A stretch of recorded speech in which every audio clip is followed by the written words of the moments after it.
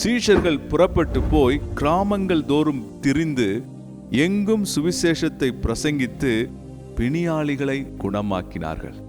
இயேசு கொடுத்ததை அவர்கள் பெற்றுக்கொண்டு போய் எங்கும் பிரசங்கம் பண்ணினார்கள், பிணியாளிகளை சுகமாக்கினார்கள். நீங்கள் இலவசமாய் பெற்றீர்கள், அதை இலவசமாய் கொடுங்கள் என்று ஆண்டவர் சொல்லுகிறார். அன்பானவர்களே, வல்லமையும் அதிகாரத்தையும் பெற்றுக்கொண்டு ஆண்டவர் கொடுத்ததை எடுத்துக்கொண்டு அநேகரை சுகமாக்கி அவர்கள் தேவனுடைய ராஜ்யத்தை குறித்து பிரசங்கம் பண்ணினார்கள்.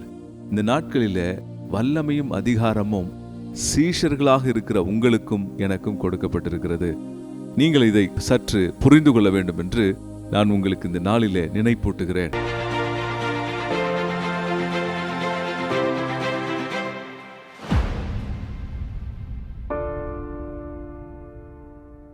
கர்த்தருக்குள் பிரியமானவர்களே, உங்கள் யாவரையும் ஆண்டவராகிய இயேசுவின் நாமத்தில் இந்த செய்திக்கு நான் உங்களை வாழ்த்தி வரவேற்கிறேன். கர்த்தர் இந்த நாட்களிலே உங்களை பாதுகாத்து உங்களை வழி நடத்தி வருகிறார் என்று ஆண்டவருக்குள் நான் நிச்சயித்து உங்களை வாழ்த்துகிறேன். கர்த்தருடைய கிருபையும் அவருடைய அழைப்பும் வரங்களும் மாறாதவைகளாக இருக்கிறபடினாலே நாம் நிச்சயமாக பாதுகாக்கப்படுவோம் என்று கர்த்தருக்குள் நான் நம்புகிறேன். அன்பானவர்களே, நம் வாழ்க்கையில ஆண்டவர் நமக்கு கொடுத்திருக்கிற அநேக நன்மைகளை நாம் பகிர்ந்தளிக்க வேண்டும் என்று விரும்புகிறார்.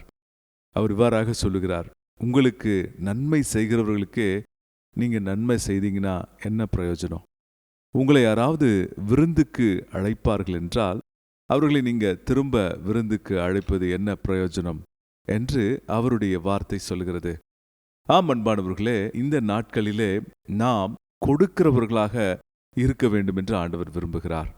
நாம் அன்பை கொடுக்கலாம், நம்முடைய சமாதானத்தை பிறருக்கு பகிர்ந்து கொடுக்கலாம், ஆண்டவருடைய சமாதானத்தை கொண்டு போய் அவர்களுக்கு நாம் சேர்க்கலாம். அடுத்ததாக நம்முடைய நேரத்தை கொடுக்கலாம், நம்முடைய ரிசோர்ஸஸை கொடுக்கலாம், நம்முடைய பொருளை, பணத்தை, இன்னும் அநேக உதவிகளை நாம் கொடுத்து அநேகரை ஆசீர்வதிக்கலாம். ஆண்டவராகிய இயேசு சொல்லியிருக்கிறார், வாங்குவதை பார்க்கிலும் கொடுப்பதே பாக்கியம். ஆம் அன்பானவர்களே, கொடுப்பது பாக்கியம் நிறைந்த செயல். அன்பை கொடுப்பது மிகப்பெரிய ஒரு காரியம். ஆண்டவராகிய இயேசு உங்களையும் என்னையும் நேசித்தபடியினால் நம் ஒவ்வொருவருக்காக தம்முடைய ஜீவனை கொடுப்பதற்காக இந்த பூமிக்கு இறங்கி வந்தார்.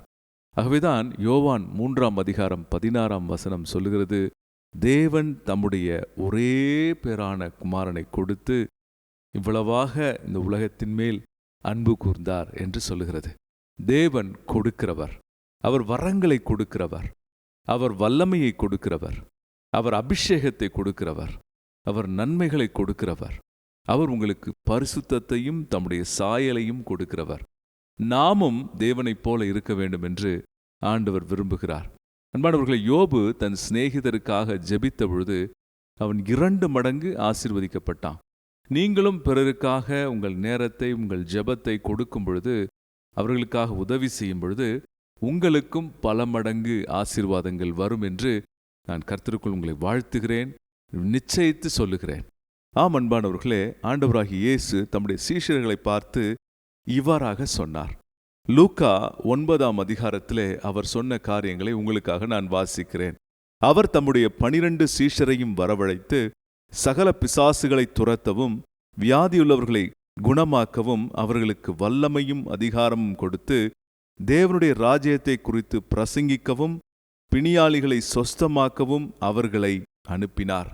இந்த இடத்துல என்ன சொல்லப்பட்டிருக்குது என்றால், அவர்களுக்கு, அதாவது அவருடைய சீஷர்களுக்கு இயேசு வல்லமையை கொடுக்கிறார், அதிகாரத்தை கொடுக்கிறார். வல்லமையை கொடுக்கிறார், அதிகாரத்தை கொடுக்கிறார். எதற்காக? தேவனுடைய ராஜ்யத்தை பிரசங்கம் பண்ணவும், பிசாசுகளை துரத்தவும், பிணியாளிகளை சொஸ்தமாக்கவும் வல்லமையும் அதிகாரமும் கொடுக்கிறார். அவருடைய சீஷர்களுக்கு இயேசு அதை கொடுத்தார். இதை கொடுத்த பிறகு என்ன ஆயிற்று என்றால், நீங்கள் வாசிக்கலாம், 6 சொல்லப்பட்டிருக்கிறது, சீஷர்கள் புறப்பட்டு போய் கிராமங்கள் தோறும் திரிந்து எங்கும் சுவிசேஷத்தை பிரசங்கித்து பிணியாளிகளை குணமாக்கினார்கள். இயேசு கொடுத்ததை அவர்கள் பெற்றுக்கொண்டு போய் எங்கும் பிரசங்கம் பண்ணினார்கள், பிணியாளிகளை சுகமாக்கினார்கள். நீங்கள் இலவசமாய் பெற்றீர்கள், அதை இலவசமாய் கொடுங்கள் என்று ஆண்டவர் சொல்லுகிறார்.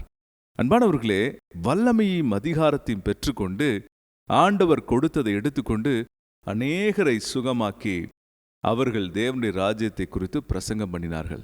இந்த நாட்களில வல்லமையும் அதிகாரமும் சீஷர்களாக இருக்கிற உங்களுக்கும் எனக்கும் கொடுக்கப்பட்டிருக்கிறது. நீங்கள் இதை சற்று புரிந்து கொள்ள வேண்டும் என்று நான் உங்களுக்கு இந்த நாளிலே நினைப்பூட்டுகிறேன். நாம் ஆண்டவரை ஏற்றுக்கொள்ளும் பொழுது, நாம் ரட்சிக்கப்படும் பொழுது நம்முடைய உள்ளத்தில் இயேசு வருகிறார். ஒருவேளை இந்த நாளிலே நீங்கள் மறுபிறப்பு அடையாமல் ரட்சிக்கப்படாமல் இருந்தால் நீங்கள் என்னோடு கூட சேர்ந்து இந்த ஜெபத்தை செய்யுங்கள். ஆண்டவராகிய இயேசுவே, நான் பாவியாக இருக்கிறேன், நான் மனம் திரும்புகிறேன், எனக்குள் நீர் வாரும், நான் உம்மை ஆண்டவராக ஏற்றுக்கொள்ளுகிறேன் என்று இந்த ஜெபத்தை என்னோடு கூட சேர்ந்து சொல்லுங்கள். கர்த்தர் உங்களை ஆசீர்வதிப்பார். உங்கள் உள்ளத்திற்குள் இயேசு வருவதை நீங்கள் பார்க்க முடியும். இயேசு வந்து உங்களுக்கு சமாதானத்தை கொடுப்பார். ஆம் அன்பானவர்களே, நாம் ரட்சிக்கப்படும் பொழுது, கர்த்தருக்குள் நம்முடைய இருதயத்தை ஒப்புக் கொடுக்கும் பொழுது இயேசு நமக்குள் வருகிறார். நம்முடைய உள்ளத்தில் ஒரு மாற்றம் ஏற்படுகிறது. நாம் புது சிருஷ்டியாக மாறுகிறோம், புது ஜீவனை உடையவர்களாக மாறுகிறோம். இது ரட்சிக்கப்படுதலின் அனுபவம். அதற்கு பின்பு நாம் விசுவாசிகளாக மாறுகிறோம். ஆண்டவரை விசுவாசிக்கிறோம். ஆண்டவர் அதோடு கூட நம்மை இருக்கும்படி அந்த நிலையிலே அழைக்கவில்லை. மாறாக உங்களையும் என்னையும் அவருடைய சீஷர்களாக அவர் மாற்ற விரும்புகிறார். சீஷர் அப்படின்னா என்ன அர்த்தம்னா, இங்கிலீஷில் டிசைபிள் அப்படின்னு போட்டிருக்கு. One who is disciplined to follow Jesus. இயேசுவை பின்பற்றுவதற்கு தன்னை முற்றிலும் அர்ப்பணித்தவன், அதற்காக ஒழுங்கும் கிரமமாய் தன்னை நடத்துகிறவன் என்று சொல்லப்பட்டிருக்கிறது. ஏன் இதை நான் சொல்கிறேன் என்றால், நீங்கள் ஒரு விசுவாசியாகவோ அல்லது இயேசுவின் பெயரை கேட்டுவிட்டு போகிற போக்கில் போகிறவர்களாக இருக்கக்கூடாது. அவரை பின்பற்றுகிற சீஷர்களாக இருக்க வேண்டும். அப்படிப்பட்ட சீஷர்களுக்கு அவர் அதிகாரம் கொடுக்கிறதை நாம் பார்க்கிறோம். விசுவாசிக்கும் பொழுதே அந்த அதிகாரம் கிடைக்கிறது. விசுவாசிக்கும் போதே ஆண்டவர் கொடுக்கிறார்.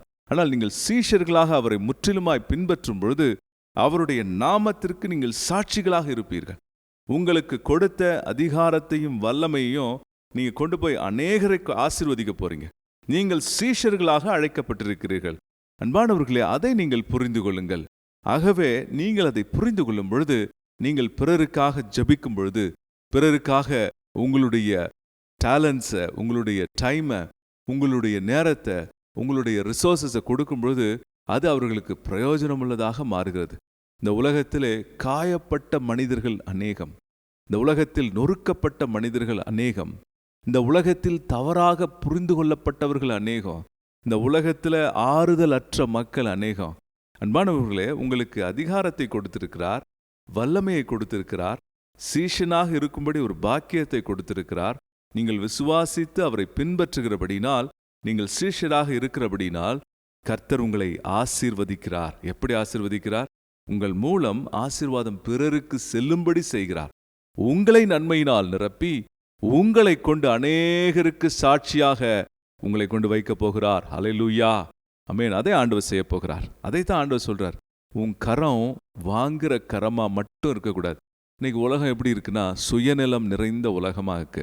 எனக்கு என்ன பிரயோஜனம், எனக்கு என்ன கிடைக்கும், நான் எப்படி பெனிஃபிட் ஆவேன், எனக்கும் என் குடும்பத்துக்கும் என்ன நடக்கும், இப்படியே சொல்லுகிற சுயநலம் நிறைந்த மக்களாக மக்கள் மாறிவிட்டார்கள்.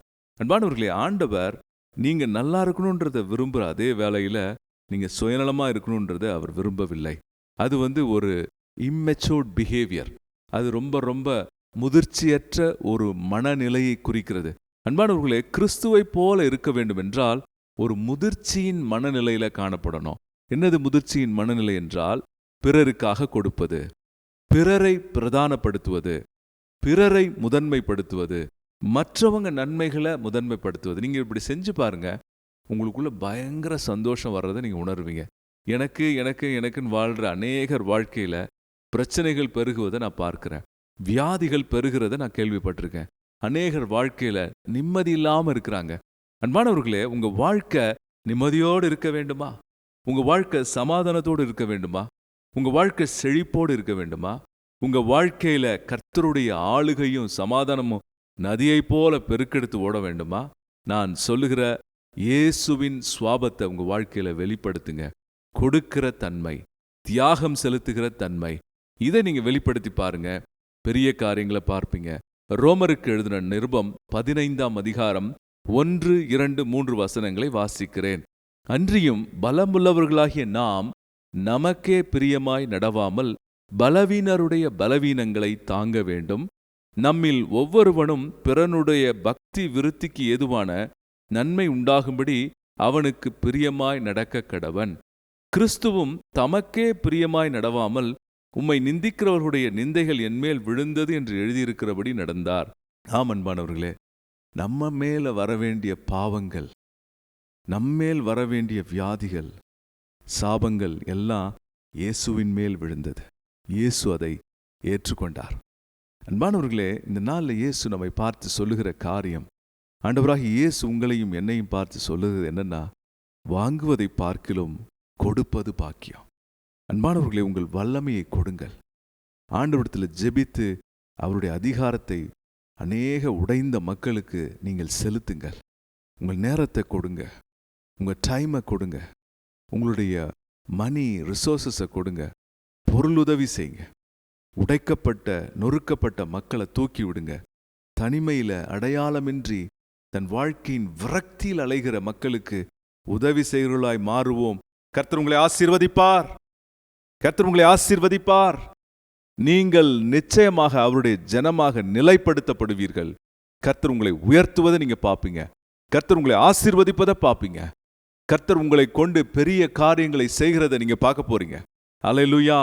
வாங்குவதை பார்க்கிலும் கொடுப்பது பாக்கியம். சீஷர்கள் அவர் கொடுத்த அதிகாரத்தையும் வல்லமையும் எடுத்துக்கொண்டு அநேகரை ஆசீர்வதித்தார்கள். தேவனுடைய ராஜ்யத்தை கட்டினார்கள். நீங்களும் அநேகரை கட்ட போறீங்க. தேவனுடைய ராஜ்யத்துக்கு சாட்சியா இருக்க போறீங்க. அல்லேலூயா. கர்த்தர் அப்படியே உங்களையும் கொண்டு என்னையும் கொண்டு செய்ய போகிறார். உங்களை உயர்த்த போகிறார். அல்லேலூயா. உங்களை தம்முடைய மார்போடு அணைத்துக் கொள்வார். அன்பானவர்களே, நீங்க உங்களை விட்டு கொடுங்க, கொடுக்கிறவர்களாய் மாறுங்க. கர்த்தர் உங்களை வழி நடத்துவார். நாம் ஜெபிக்கலாம். ஆண்டவரே, நாங்கள் வாங்குகிறவர்களாய் மட்டுமல்ல, கொடுக்கிறவர்களாய் இருக்க உதவி செய்யும். வாங்குவதை பார்க்கிலும் கொடுப்பதே பாக்கியம் என்று சொல்லியிருக்கீங்க. அன்பான ஆண்டவரே, என்னோடு கூட ஜெபிக்கிற ஒவ்வொரு தம்பி தங்கைக்காக, அன்பு நிறைந்த அந்த சகோதர சகோதரிகளுக்காக நான் ஜெபிக்கிறேன். ஒவ்வொருவருக்காக ஜெபிக்கிறேன். எல்லாரும் தங்களுடைய நேரத்தை பிறருக்கு கொடுக்கட்டும், தங்களுடைய திறமைகளை பிறருக்கு கொடுக்கட்டும், தங்களுடைய ரிசோர்ஸை கொடுக்கட்டும், வரங்களை கொடுக்கட்டும், வல்லமையை கொடுக்கட்டும், அதிகாரத்தை கொடுக்கட்டும், அநேகரை கட்டட்டும். நொந்து போயிருக்கிற, தவித்திருக்கிற, வேதனையில் இருக்கிற ஒவ்வொரு குடும்பத்தையும் கர்த்தர் தூக்கி நிறுத்தும், தூக்கி நிறுத்தும். பலவான்களாய் மாற்றும். வேலையுள்ள பிரச்சனைகளை மாற்றும். வேலையுள்ள பிரச்சனைகள் மாறட்டும். வேலையுள்ள குழப்பங்கள் நீங்கட்டும். இதை பார்க்கிற நம்முடைய பிள்ளைகளுடைய வாழ்க்கையுள்ள வேலைகளுள்ள பிரச்சனைகள் மாறட்டும் இயேசுவின் நாமத்தில். நீர் அப்படி செய்கிறபடியால் நன்றி, கோடான கோடி நன்றி. இயேசுவின் நாமத்தில் ஜெபிக்கிறோம் பிதாவே, ஆமென். அன்பானவர்களே, வாங்குவதை பார்க்கிலும் கொடுப்பது பாக்கியம். நம்மை நாம் கொடுப்போம். ஏனெனில் ஆண்டவர் அவரையே நமக்காக கொடுத்திருக்கிறார். நம்மை நாம் அவருக்கு கொடுக்கும் பொழுது நாம் அநேகருக்கு ஆசீர்வாதமாக மாறுவோம். தேவ ராஜ்யத்தை நாம் கட்ட முடியும். கர்த்தருடைய ராஜ்யம் உங்கள் மூலமாய் என் மூலமாய் வரும். ஆமென். இந்த செய்தி உங்களுக்கு பிரயோஜனமாக இருக்கும்னு நம்புகிறேன். நீங்கள் இந்த சேனலில் சப்ஸ்கிரைப் பண்ணலன்னா சப்ஸ்கிரைப் பண்ணுங்கள். அநேகருக்கு இதை ஷேர் பண்ணுங்கள். கர்த்தர் உங்களை ஆசீர்வதிப்பார். God bless you. Thank you for watching. Amen.